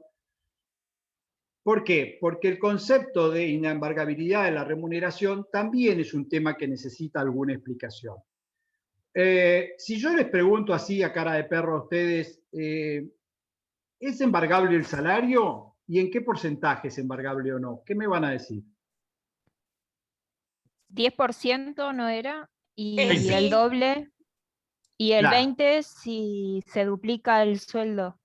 Bien, ahí porque ya escuchó cómo viene el decreto 484 del 87, creo que en alguna clase anterior lo dije, y por eso lo que está haciendo la compañera es diciéndonos el decreto, pero de común todos decimos el 20%. Bueno, no es así. Más allá de que el principio de la inembargabilidad surge de la Ley Contrato de Trabajo, en el artículo que estamos viendo, en el 120, hay que ir al decreto 484 del año 87, que sigue plenamente vigente, para saber cómo es el límite de la embargabilidad de la remuneración. Lo voy a repetir, lo dije en una clase que no tenía una aplicación directa, lo digo ahora. Lo que el decreto dice es que un salario mínimo vital y móvil, del que acabamos de ver, ese de 21 que se va a incrementar, es inembargable. Por lo tanto, si alguien excepcionalmente cobrara un salario mínimo vital y móvil, no puede ser sujeto de embargo, salvo los supuestos de excepción que ahora vamos a ver. Lo que exceda de un salario a 2, de un salario mínimo vital y móvil a 2, es embargable en un 10%. Y recién lo que exceda de 2 salarios mínimo vital y móvil es embargable en un 20%. Por eso es que la afirmación de que el salario es embargable en un 20% está errada, es errónea. Porque el decreto lo que dice es que da esta escala. Un salario mínimo es inembargable, lo que exceda de 1 a 2 en el 10 y lo que exceda del 2 recién ahí en el 20. Y dije que hay excepciones a este límite de embargabilidad. ¿Cuáles son las excepciones? Los alimentos o cuotas alimentarias y lo que se llaman litis expensas o deudas por expensas de consorcio. Ambos supuestos no están alcanzados por este límite y los porcentajes serán los que fije el juez. Esto no surge de la Ley Contrato de Trabajo, sino que surge del propio decreto 484 del año 87. Profe, disculpe, repite lo último que dijo, por favor. ¿Cómo no? Dijimos que el 484 da el límite de embargabilidad. Un salario mínimo inembargable, lo que excede 1 a 2 el 10%, y lo que excede del 2 salarios mínimos vital en adelante se puede embargar en un 20%. Pero este límite no se va a aplicar en dos supuestos que el mismo decreto da. Cuando se trate de deuda alimentaria o deuda por alimentos, y cuando se trate de litis expensas o deudas por expensas de consorcios. En ambos casos no se aplica este límite y lo que se va a embargar es lo que el juez ordene que se embargue.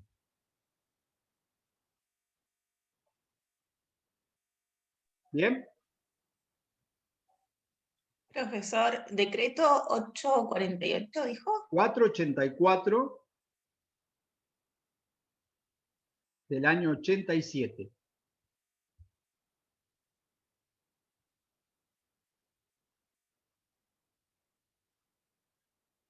¿Bien? Sueldo anual complementario SAC, ya lo dimos. Fíjense acá la referencia a la ley 23041, es una ley vieja del año 84, pero fue la ley que hace referencia a esto que dijimos, que es el 50% de lo devengado en el semestre. Antes hablaba de la 12ª parte, etcétera, etcétera. Y lo que sí tienen en cuenta, si alguno está con algún texto un poquito más viejo, que este primer párrafo del 122 se cambió y la segunda cuota que antes vencía el 31 de diciembre, ahora vence el 18 de diciembre. Esto ya hace algunos años. ¿Por qué? Porque lo que se procuró con esta cuota al 18 de diciembre es que el SAC se cobre antes de las fiestas. Luego va a tener un ajuste, porque como todavía diciembre no lo he devengado completo, puede que si cobro más en diciembre se incremente un poco el SAC, pero bueno, eso es un tema de liquidación de salarios. Entonces, fecha de pago, 30 de junio y 18 de diciembre surge del 122. El pago proporcional está en el 123, al que yo hice referencia, como se va devengando día a día, no importa cuándo se extinga el contrato, siempre voy a cobrar la proporcionalidad la saca por regla de 3 simple, es sencillo. Medios de pago, 124, aquí hay algunas características que son necesarias remarcar. Este artículo también sufrió modificaciones con el correr de los años. ¿Por qué? Porque la remuneración ahora no solo se paga en dinero, ni en cheque como era la denominación original de la ley, sino que se agregó la existencia de la famosa cuenta sueldo. La cuenta sueldo que es gratuita, que no debe tener costo para el trabajador y que en algunos casos es de carácter obligatorio, según el lugar donde se domicilie, la cercanía que tenga con cajeros y la posibilidad de extracción del dinero, sin límites y sin costo. Ahora bien, este artículo 124 sigue manteniendo en el último párrafo una referencia que es importante recalcar. Dice que en todos los casos el trabajador podrá exigir que su remuneración sea pagada en efectivo. 124, último párrafo. Dice que en todos los casos el trabajador podrá exigir que su remuneración sea pagada en efectivo. Esto, lamentablemente, más que un beneficio para el trabajador, suele ser un perjuicio para el trabajador. ¿Por qué? ¿Alguien sabe algo de la realidad que me pueda contar? ¿Me contribuya?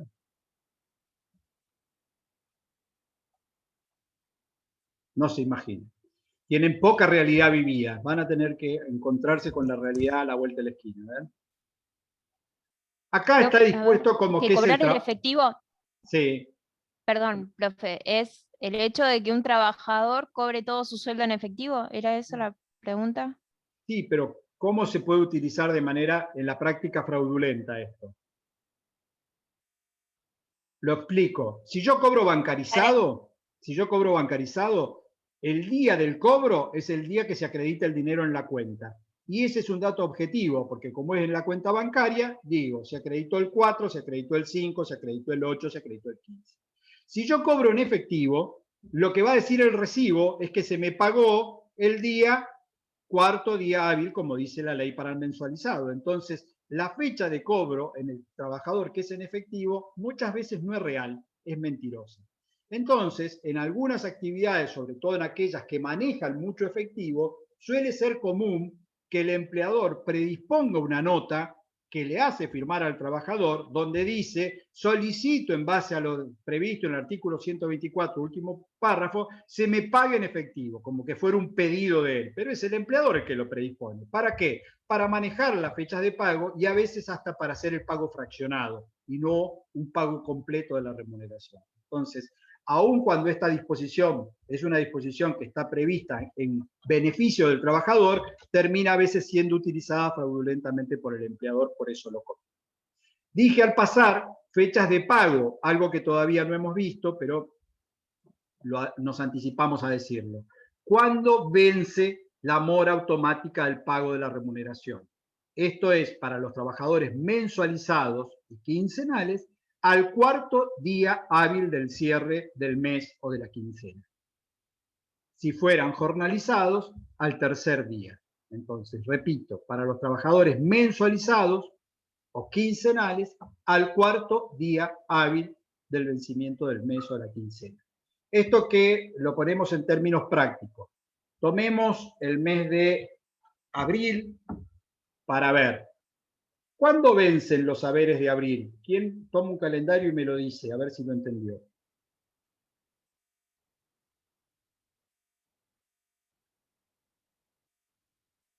No es física cuántica, es algo que me parece que lo podemos resolver fácilmente entre todos. ¿Cuándo?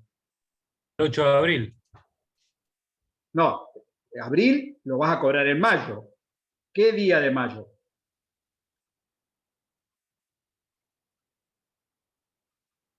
El 6 de mayo. A ver. ¿Alguien da más? ¿Alguien da menos? ¿Alguien opina? ¿Por qué dijo Diego el 6 de mayo? Dijimos 4 días posteriores. Dijimos 4 días hábiles laborales. Entonces, si tomamos abril y vemos que la característica de este mes es que tenemos el 1 de mayo, lamentablemente creo, un día sábado. El 30 es viernes, el sábado no lo contamos, el domingo no lo contamos, el primer día hábil posterior es el 3. Es el 3. 3, 4, 5, 6. El 7. El 6 es el cuarto día. El 6 vence. 4 días hábiles. El 7 ya estoy en mora. Porque al cuarto día hábil debe ser abonada la remuneración mensual. Entonces, si el empleador quiere estar en regla, va a tener que acreditar que ha depositado y que está disponible, porque obviamente no basta con depositar, el día 6 de mayo. ¿Qué voy a cobrar el 6 de mayo? Voy a decir una obviedad, pero de eso se trata, que nos saquemos las dudas y las obviedades. Voy a cobrar los haberes del mes de abril. ¿Por qué? Porque la remuneración se cobra mes vencido. Yo primero trabajo y después cobro. A diferencia de algunas obligaciones civiles y comerciales, como puede ser un contrato de locación, se paga a mes adelantado. Antes de que comience el mes, a los 10 días, yo tengo que pagar la locación. El salario es primero lo trabajo y después lo cobro. ¿Sí? ¿Se entiende eso? 126, pago de la remuneración, remuneraciones accesorias. Profesor, disculpe. ¿Y? Que lo interrumpa. Trabajadores mensualizados y después dijo algo más. ¿Tiene problema con el audio o yo tengo problema con la transmisión mía? No, es mi internet que anda medio mal, profe. Ah, bien. No, porque si es, el mío no se crea que es muy bueno, por eso pregunto, porque si el mío anda mal, me avisan a ver qué solución le damos. Mensual, 128 estaba dando cuando dije ese. El pago se efectuará una vez vencido el periodo que corresponda, dentro de los siguientes plazos máximos.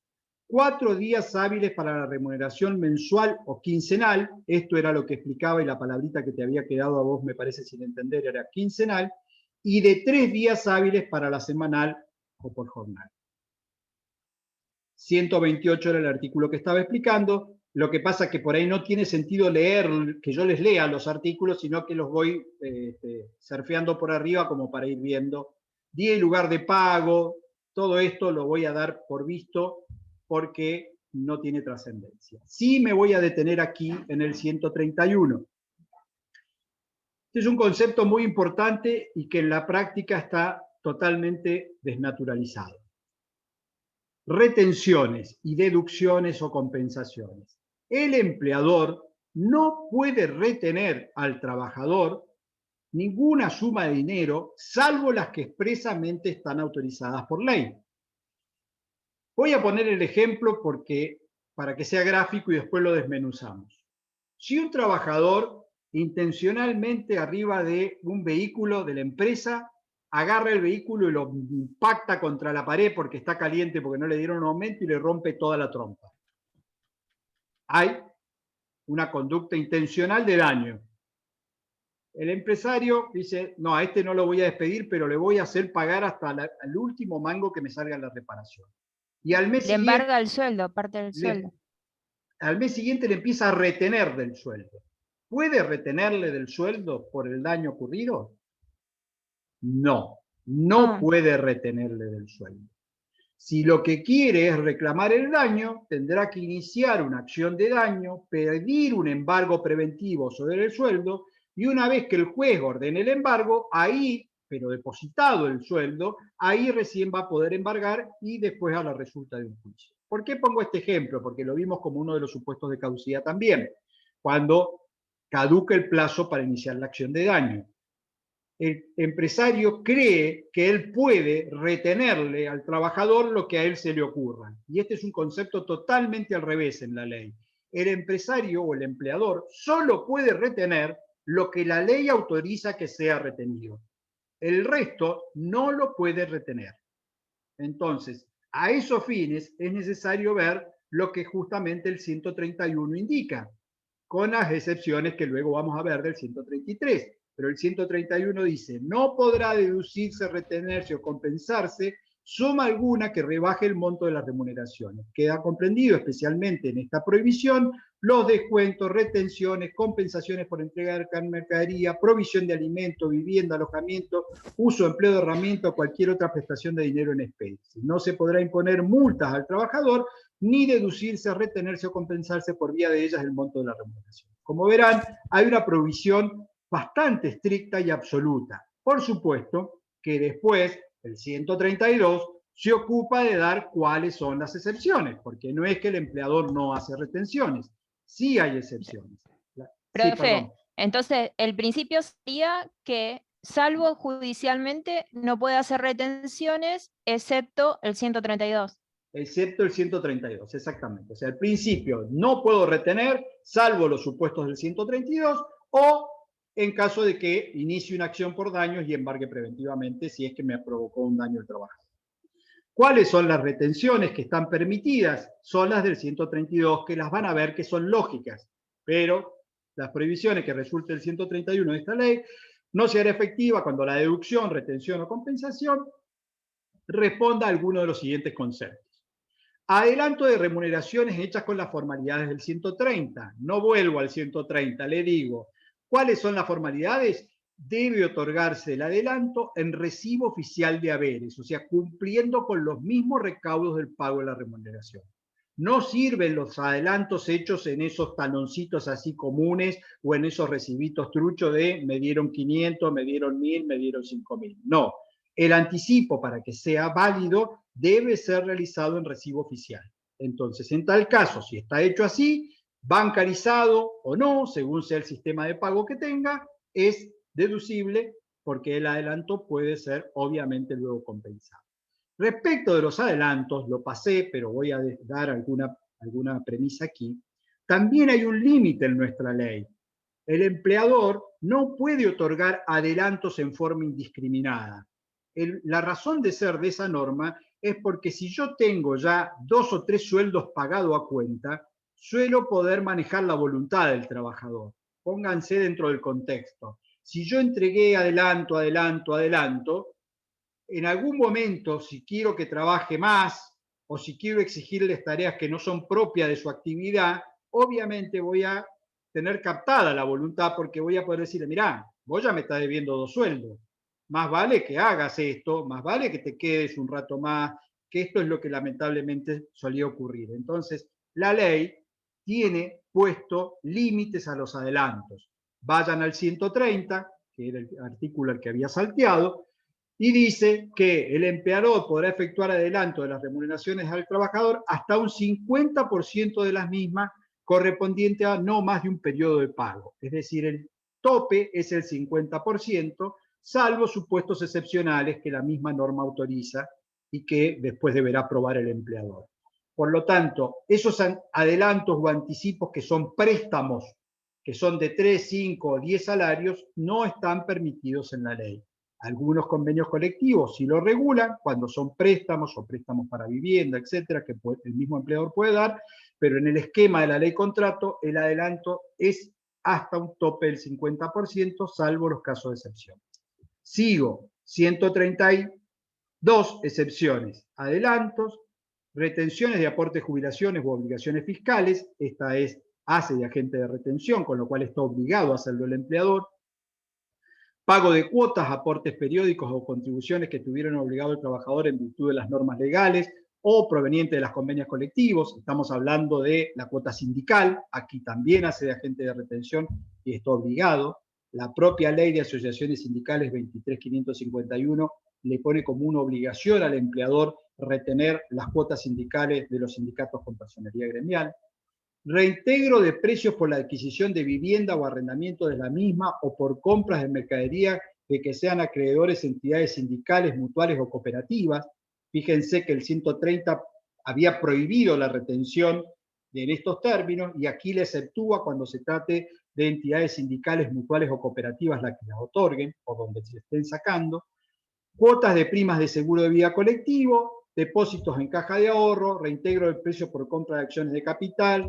Sigan viendo los incisos, no los voy a dar a todos, es solo para que vean que están expresamente numerados. Entonces, vuelvo al concepto, el empleador tiene prohibido hacer retenciones en las remuneraciones que está liquidando, salvo que encuadren con las excepciones del artículo 132. Si no encuadran ahí, la retención está mal efectuada.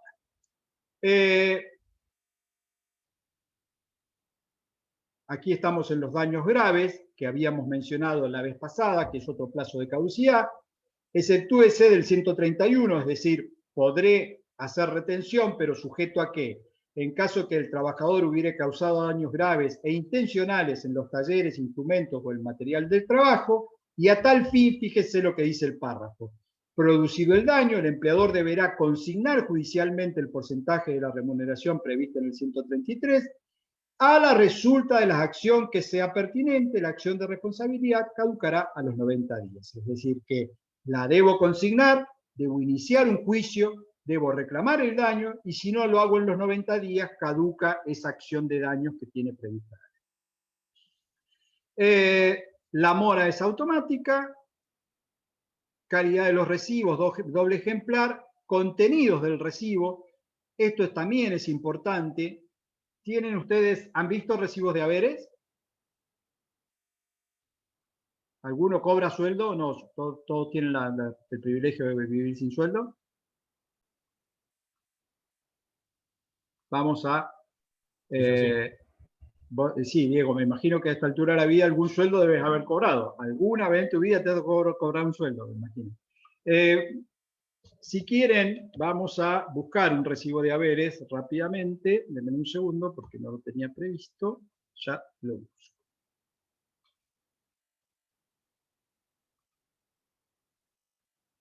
En la carpeta también de PETCO seguramente tienen. Vamos a ver dos cosas. Un recibo y un formulario 931. Y con esto vamos a terminar la clase de hoy para darle un poco de sentido práctico a esto, que por ahí les va a costar un poco entender. Bien, un segundo, que ahora sí compartimos. Vamos a un... ¿Dónde tenemos?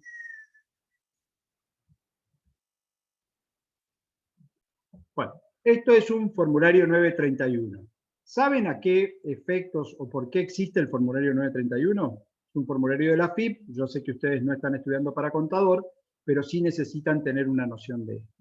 Porque hemos hablado permanentemente de que existen aportes y contribuciones, es decir, que el sistema de seguridad social se financia a través de lo que el trabajador paga y a través de lo que el empleador paga. Bueno, este formulario lo que hace es ingresar los fondos que el trabajador ha puesto y que el empleador le retiene, más lo que el empleador tiene que pagar. Aquí van a ver que están discriminados, cómo están discriminados y cuáles son los subtotales que se dan en función del pago de la RT, el pago de las asignaciones familiares, el pago para la obra social y el pago para la jubilación. Si lo hubiera el pago de cuota sindical, también se suele hacer aquí. Entonces, esta es la forma o el formulario que canaliza frente a la AFIP la manera en que yo, empleador, ingreso los aportes y las contribuciones con los que se financia el sistema de seguridad social. ¿Por qué mostré primero el 931? Porque cuando miren un recibo de haberes, van a encontrar, denme un segundo, que el recibo que tenía acaba de desaparecer, no sé por qué motivo, van a encontrar que el recibo de haberes tiene dos sumas. Me imagino que la mayoría ya lo sabe o ya lo ha visto a eso.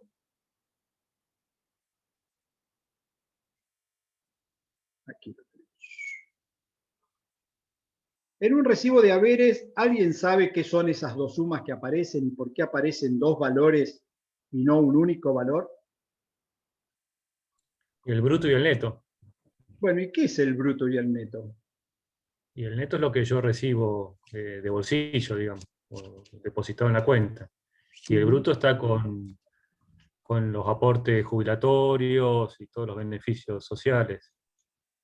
Aportes sindicales o descuentos, aparecen como descuentos. Bien.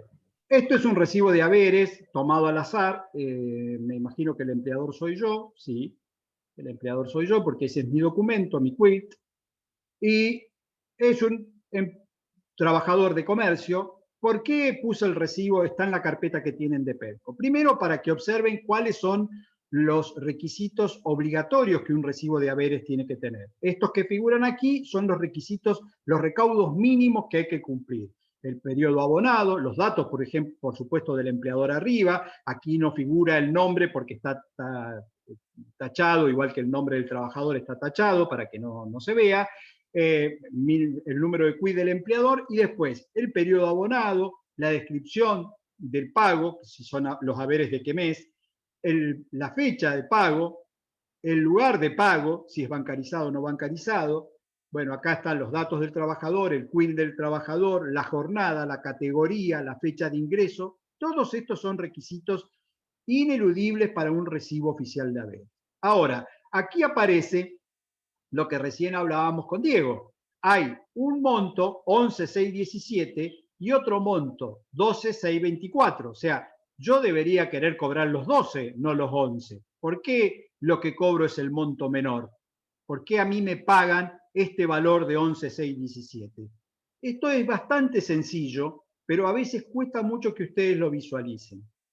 Yo cobro esto porque si bien mi sueldo total es de 12.624,54, hay parte de mi sueldo, de plata mía, que el empleador está obligado a retener para ingresarlo, y con fondos que son del trabajador los ingresa a mantener el sistema de seguridad social. Es decir, a pagar su obra social, a pagar su jubilación, a pagar su sindicato, a pagar su mutual. El empleador retiene, por eso esta columnita dice retenciones, y ustedes van a ver que en las retenciones son 2.531,79 o algo por el estilo. Aquí hay una asignación no remunerativa, observen la característica que estábamos hablando, una de dos, asignación no remunerativa, 1.524. Entonces, este recibo de haberes, que es un recibo muy simple, pero para aquellos que no habían visto un recibo de haberes o que no tuvieron acceso así a mirarlo detenidamente, lo puedan observar, este recibo de haberes lo que compone es el total de las remuneraciones menos las retenciones, eso es lo que voy a cobrar. ¿Y por qué hay retenciones? Porque, insisto, el propio trabajador es quien también financia su sistema de seguridad social. Pero no va el trabajador y deposita la plata en la obra social o en su jubilación o en su sindicato, sino que el empleador está obligado por ley a retenerle de esas sumas de dinero que son del trabajador, hace de agente de retención y dónde y cómo las debe depositar. A través del formulario 931 que recién vimos, es donde canaliza tanto lo que ha retenido al trabajador como lo que el propio empleador debe abonar a los fines de mantener los sistemas de seguridad social. Entonces, por eso es importante que visualicen cómo es un recibo de haberes, qué contiene y cómo se interpreta un recibo de haberes. Cuáles son los requisitos mínimos que debe contener y cuáles son los elementos que componen esto que dijo Diego con claridad, neto y bruto, por qué cobro menos que lo que dice el recibo. También lo dice el recibo, pero yo de las dos quisiera cobrar la más alta. En realidad no cobro la más alta porque esa otra plata es plata mía que va a parar al sistema de seguridad social. Esa es la explicación del sistema. Con esto voy a dar por cerrado remuneración. Para la clase siguiente, que me imagino que puede ser el miércoles, voy a entrar a dar jornada para tratar de agotarla. Así estos dos temas entran completo al parcial. Si no me equivoco, lo habíamos fijado para el 7. No me acuerdo bien la fecha. Sí, el 7. Para el 7. El 7. Perfecto. ¿Alguna duda antes que cerremos? ¿Alguna pregunta? ¿No? Bien. Sí, escucho. Lucía. Disculpe. ¿Me podría explicar muy rápidamente otra vez participación en las ganancias? Porque me quedó muy ido y sé que pasó mucho el tema, pero sé que iba a las chapas y no quería parar. Otra que dice que voy a la chapa. Lucía, me voy a acostar traumado hoy, ¿no? Yo tengo que aprender, y parece que no lo he aprendido en 31 años, cómo dar contenido sin velocidad. Quizá voy a concentrar más los contenidos y voy a dar así como dosis no más de contenido, porque es imposible con semejante programa ver todo en el cuatrimestre. Entonces yo por eso le pongo aceleración, pero tomo la posta de la clase de hoy, que ya tenemos dos compañeras que están ahí, una al ladito de otro en mi pantalla, Carolina y Lucía, que dicen que voy a las chapas. Entonces La participación en las ganancias tiene raigambre constitucional. El 14 bis garantiza la participación en las ganancias. Por eso digo que lo han visto ya en derecho constitucional. Y han visto esta distinción entre las cláusulas operativas y programáticas. Esta es de las típicas cláusulas programáticas porque para ser operativa necesita reglamentación. De hecho, hace ya 7 años se volvió a discutir esto cuando a través del sindicato de camioneros se pedía o se exigía que se dictara una ley que tornara operativa la manda constitucional y que le permitiera a los trabajadores participar en las ganancias. No di mucho detalle de esto porque en realidad, y con mayor razón en esta actualidad de pandemia que tenemos, no hay virtualmente empresas que tengan operativo una cláusula de este tipo y que hagan participación en las ganancias. Si las hubieras, al igual que la comisión colectiva, que es otra forma en que yo puedo pactar la comisión ya no individual, sino de los trabajadores de un sector, por ejemplo, lo que la ley contrato le exige al empleador es que en esos supuestos no solo dé las pautas objetivas de cómo es que va a dar la participación en las ganancias, sino que permita el acceso a la contabilidad para que puedan los trabajadores o la asociación sindical visualizar los libros y ver si hay ganancia o no. Esto suele darse de una manera un poquito más distorsionada, no como participación en las ganancias, sino como bonos anuales por ganancia o bono por rentabilidad anual, que es una forma híbrida, porque no hay una participación real en las ganancias, sino que el empleador otorga un premio, un bono, al cierre del ejercicio, en base a lo que haya obtenido de rentabilidad por cierre de balance. Y eso lo pone como un bono extraordinario por ganancia.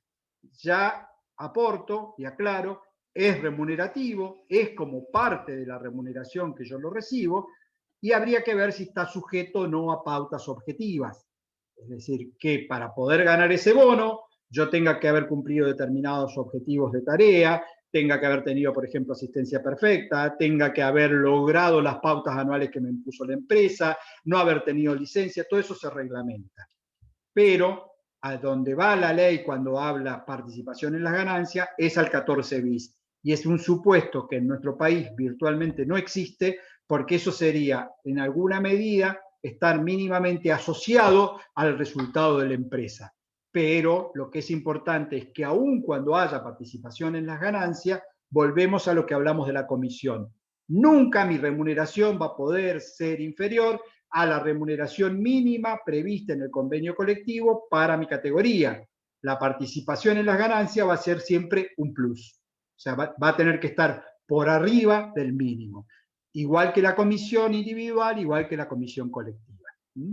No sé si ahí aclaré algo, Lucía, o te había quedado alguna duda específica de esto. Sí, profe, ahí me aclaró sobre todo el tema de la información, que era lo que me había quedado ahí en las nubes. Y Bien. no se quede traumado porque va rápido, es entendible. No voy a dormir esta noche. Bueno, voy a hacer algunos ejercicios de pausa para la próxima y para meter material. Próxima clase jornada. Me ayudaría muchísimo, muchísimo que lean algo. Ley 11.544. La ley de jornada es una ley muy corta. Si le dan una mínima leída, me ayudaría un montón para yo no ir tan rápido y ustedes entender un poquito más. Muchas gracias por el aguante. Sí, perdón. Profe, un segundo. ¿El miércoles que viene va a dar clase de repaso o directamente conceptos y una clase normal? ¿Se entendió? Sí, se entendió. No, clase normal. El parcial no es este viernes, es el otro viernes. Pero sí, por eso. El último día, antes del parcial, quería saber si iba a dar clase de repaso o clase normal. No este miércoles, sino el próximo miércoles. Sí. La semana que viene. Lo vemos. Si ustedes necesitan, lo damos. Yo no tengo problema.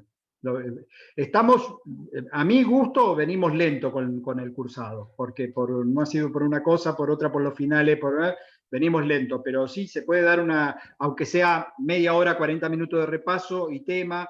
Es cierto que la clase anterior al parcial uno no da un tema que va a meter en el parcial, al menos yo no meto en el parcial lo que di el día anterior porque no tiene sentido. podemos aprovecharlo como repaso porque el tema que damos a veces queda muy colgado, pero lo hablo un poco con Sergio, si la da él o la doy yo no tengo problema. De todos modos, tomo la posta. Son poquitos, me encantaría que sean muchos más, pero si ustedes quieren que pongamos otro día, otra hora, para dar un repaso, para ir más lento con los temas, me dicen. Yo, por suerte, a esta altura de mi vida, si bien laburo de la profesión, la docencia es mi pasión. Entonces, si usted me dice, che, profe, un día a las 8 queremos armar una clase porque necesitamos evacuar esta y esta duda, listo, yo armo el Zoom y la damos. Así sean 3, 4, 5, no importa. Así que siéntanse con esa confianza de decir, che, armemos una clase porque esto no te entendimos o porque ibas tan rápido que queremos repasarlo. Por más que quede grabado esto, sé que no es lo mismo la grabación que por ahí tener en vivo para preguntar. Así que si quieren, armamos una clase especial. ¿Alguien iba a preguntar algo, perdón? Yo, profe, si podía repetir la ley que dijo sobre jornadas. 11.544. Gracias. Vio que se lo di pausado, Georgina, para que no me diga que voy a... Un beso grande, nos vemos el miércoles. Que anden bien. Chao, chao. Chao, profe, gracias. Chao, profe.